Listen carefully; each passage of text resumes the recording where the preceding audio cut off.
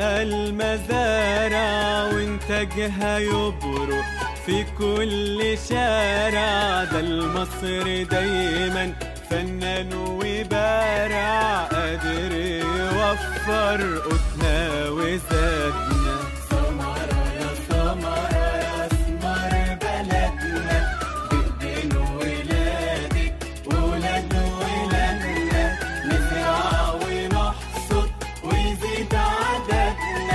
سمرة يا سمرة يا اسمر بلدنا، ثمرة نجاحنا يا غلا سمرة. بكرة هنحكي على ضي القمرة، وازاي قدرنا نزرع الصحراء، وازاي رفعنا اسمك بلدنا.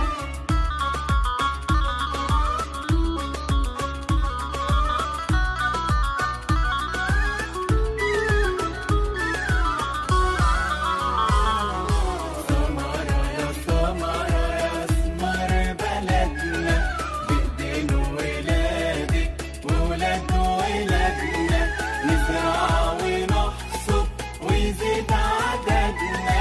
سمرة يا سمرة يا اسمر بلدنا، إنتاج حيواني والجودة عالية، والحمض واجب فأسواقنا مالية. مشروعنا ضخم ومكاسبها غالية، حالفين هنكتب قصة نجاحنا. سمرة يا سمرة يا اسمر.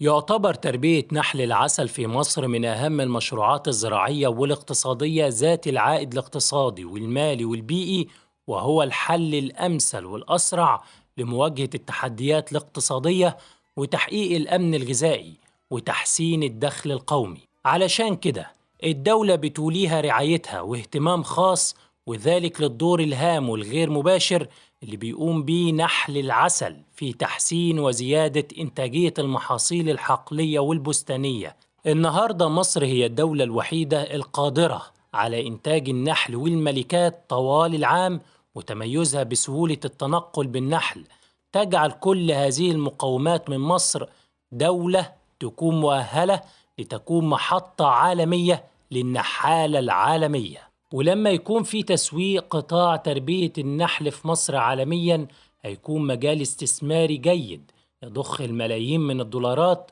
ويوفر العديد من فرص العمل للشباب المصري. برامج تنفيذية النهاردة بتتم لتطوير صناعة وتنمية وتربية النحل ومنتجاته لزيادة صادرات مصر من العسل وطرود النحل.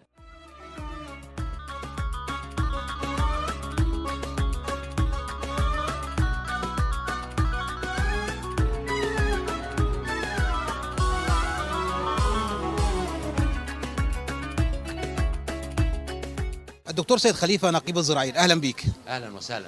انا سعيد النهارده يعني بصراحه ان انا موجود معاكم يعني في البرنامج المتميز الثمره يعني. ربنا يعزك يا دكتور، ربنا يعزك.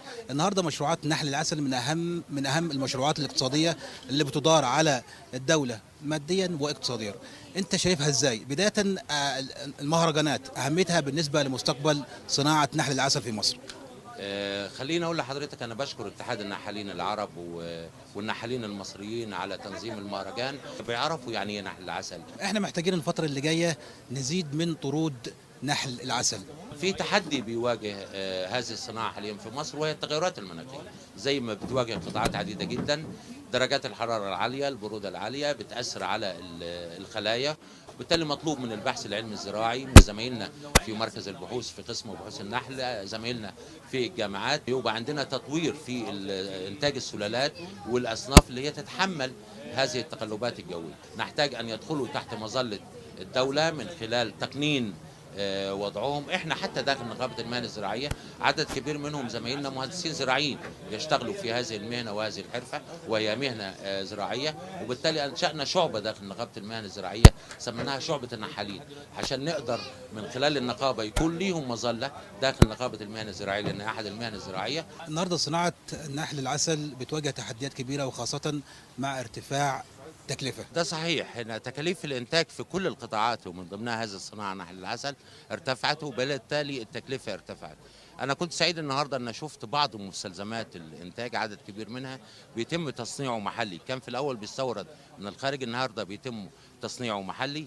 وعشان كده انا بقول لما يبقى في بنيه تشريعيه تقدر الحكومه تقدم حزمه تحفيزيه لهذه الصناعه، انما من غير ما يبقى عندك البنيه التشريعيه اللي تحفز بيها هذا القطاع على الانتاج بيبقى في عندك مشكله. انما النهارده لو في عندي بنيه تشريعيه بتقدر الدوله ممثله في وزاره التموين اذا كانوا بيحتاجوا بعض المستلزمات من وزاره التموين من وزاره الزراعه، وهنا لما يبقى في بنيه تشريعيه بتقدر الدوله تدي حزمه تحفيزيه لهذا القطاع.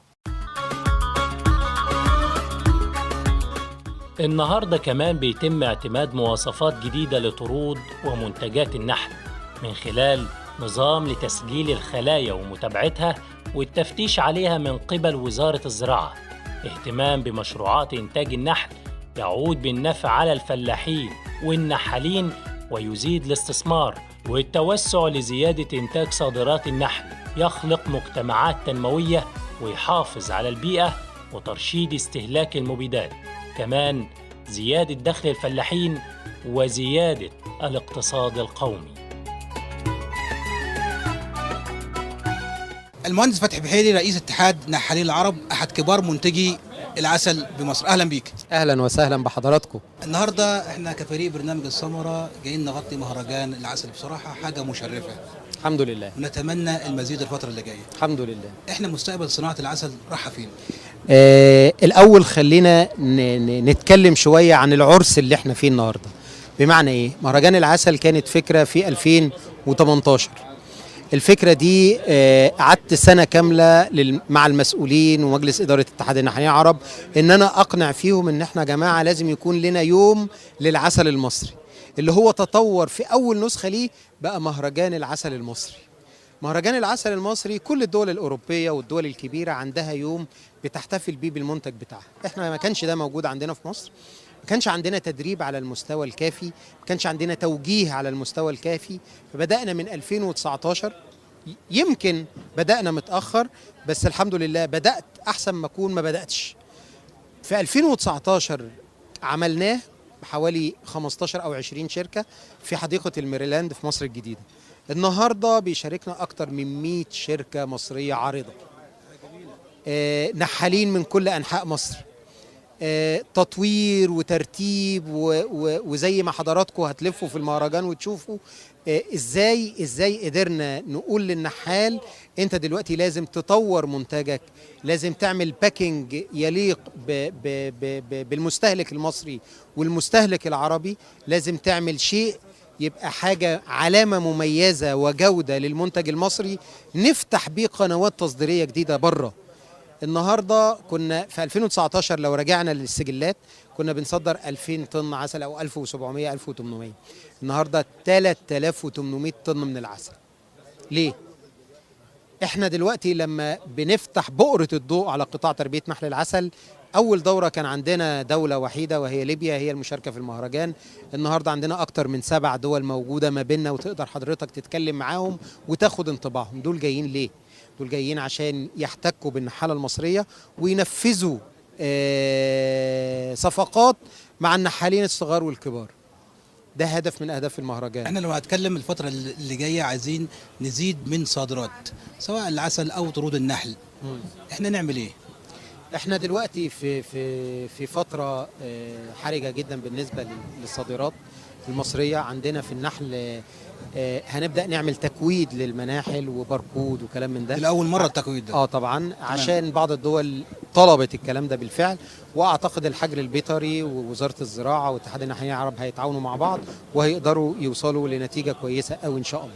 طب احنا بدأنا في مرحلة التكوين ولا لسه؟ يعني المطلوب من المربي دلوقتي، مربي النحل يعمل ايه؟ اعتقد قسم بحوث النحل هيصدر قراراته وهتتعمم على النحاله كلها بما يخدم مصلحه النحال ومصلحه الدوله. تمام. النهارده المربي بيعاني سعر تكلفة عالي، وكمان بيعاني من السكر. احنا بدايلها ايه ولا حلها ايه بقى؟ هي ارتفاع السكر ارتفاع مؤقت، وزي ما احنا شايفين الأزمة اللي احنا موجودين فيها مش حاجة بس للعسل وللسكر بس، ولكن احنا دلوقتي بنحاول نوعي النحال ان هو ينقل النحل بتاعه في المناطق الرحيقية والمزهرة في الفترات اللي احنا هنحتاج فيها تغذية. ده تقليلا او ترشيد للنفقات، ان احنا نروح مناطق المزرعه بالمثمره بالفول او الفول البلدي، المناطق المزروعه بالكينا او الكافور، نبدا احنا نشتغل على الوضع ده على اساس ان احنا نقدر نرشد النفقات عشان نقدر نعبر الازمه. انا اعتقد في رايي الشخصي ان احنا في خلال سنه او في خلال شهور معينه هينزل سعر السكر تاني ان شاء الله، ويكون حاجه مميزه باذن الله. احنا كنحالين العرب بنحمي المربي ازاي النهارده؟ اتحاد النحالين العرب هو سفير للنحالة العربية ومتحدث رسمي باسم النحالة المصرية.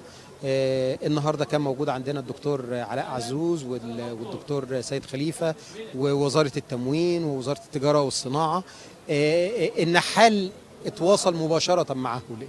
هي رسالة احنا بالنسبة لنا بنرفع ليهم الطلبات بالنسبة للنحالين، بنحاول نوجه الوزارات ونوجه وزارة الزراعة في طلبات النحالين في المطلوب اللي جاي بعد كده ايه، ازاي نقدر نفيد النحال، ازاي نقدر نثقفه وندربه، ازاي نقدر نطور النحال نفسه، لان انا عندي عبء كبير جدا في تطوير النحال.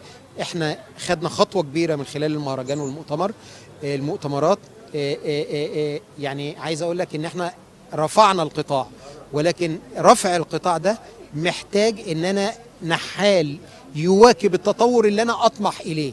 عشان ابقى منتج مصري مميز محتاج نحال واعي، فاهم التكنولوجيا الحديثه للنحل، فاهم ازاي تغيرات مناخيه واتعامل معاها، فاهم ازاي يتعامل مع الازمات، وهو ده اللي احنا نقدر نوفره للنحال ونقدر نقعد معاه، وده بيحصل بالفعل، واعتقد ده ملموس جدا في الفتره الاخيره.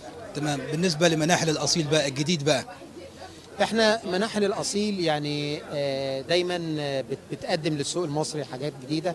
عندنا الهاني سبون الحمد لله طورناها وبدات هي بديل للسكر، حاجه صحيه كويسه، هي احد اهم علامات ثقافه استهلاك العسل.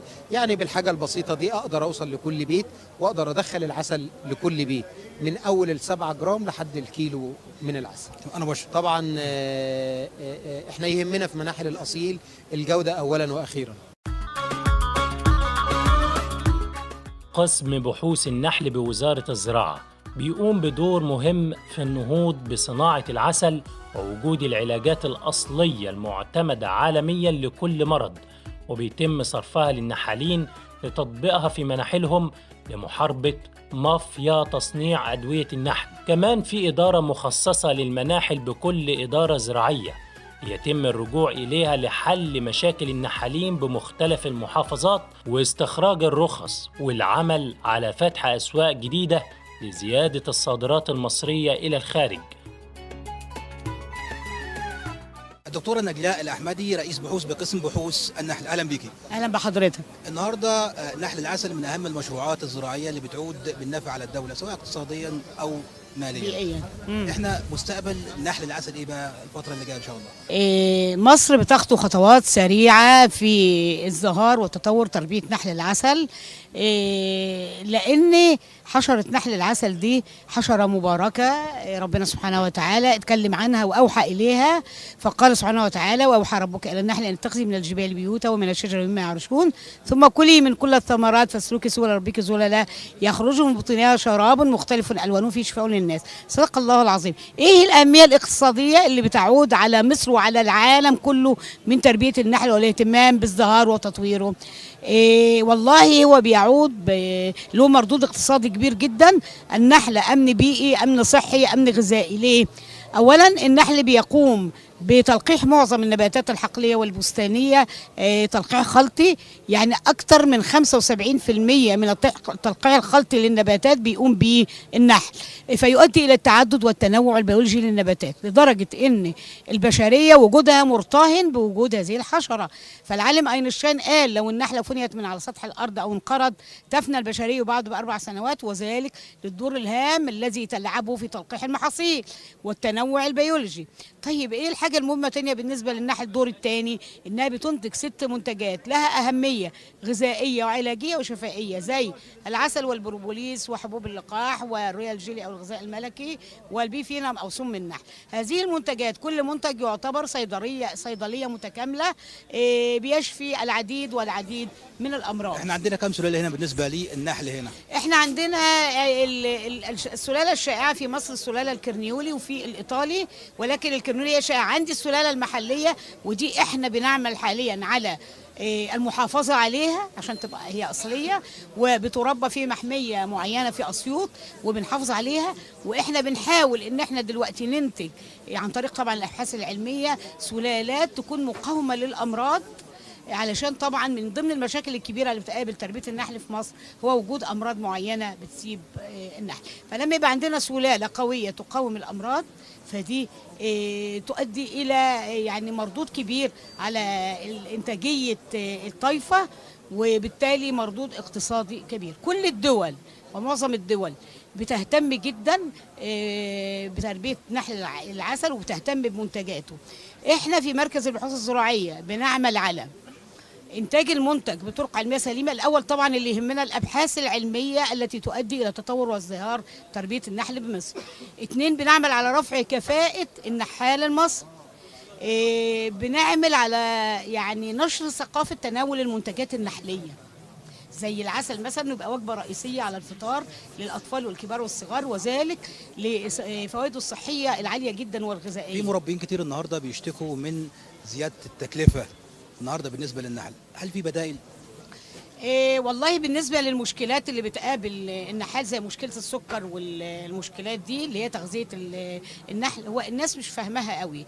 احنا ما بنغذيش النحل في اي وقت، احنا بنغذي النحل في اوقات معينه بينضب فيها او لا يتوافر فيها النباتات الطبيعيه زي فتره الشتاء، ولكن دي برضو بترجع للنحال. لو النحال ما جرش على الطوائف بتاعته في الفرز وساب لها زي ما كان زمان بيحصل، والنحالين القدامى كان عندهم خبره في الموضوع ده وما جرش في الفرز فرز جائر يعني، فاحنا المفروض نسيب للشتاء حسب عدد البرويز في الخليه، فنسيب لها 3-4 برويز تتغذى عليها في الشتاء بالاضافه لتغذيه بروتينيه انا هضيفها. يبقى اذا انا مش هحتاج للتغذيه السكريه كتير واقدر اتغلب على المشكله دي. فهي بس عايزه توجيه للنحالين عن طريق الدورات اللي بتقام والارشادات اللي هم ياخدوها. تمام. لو هنضع روشته بسيطه كده لمربي النحل خاصه واحنا داخلين على طقس سيء بالنسبه للشتاء. طبعا العلم والخبرة بيثقلوا النحال لو هو بيحضر دورات بالخبرة بتاعته والعلم اللي هيضاف له، فهو هيقدر انه يتغلب على معظم المشاكل بتاعته. فانا اقول له اول حاجة انه يهتم بتشتية الطوائف بتاعته، احنا داخلين على الشتاء يبقى لازم يهتم بتشتية الطوائف بتاعته.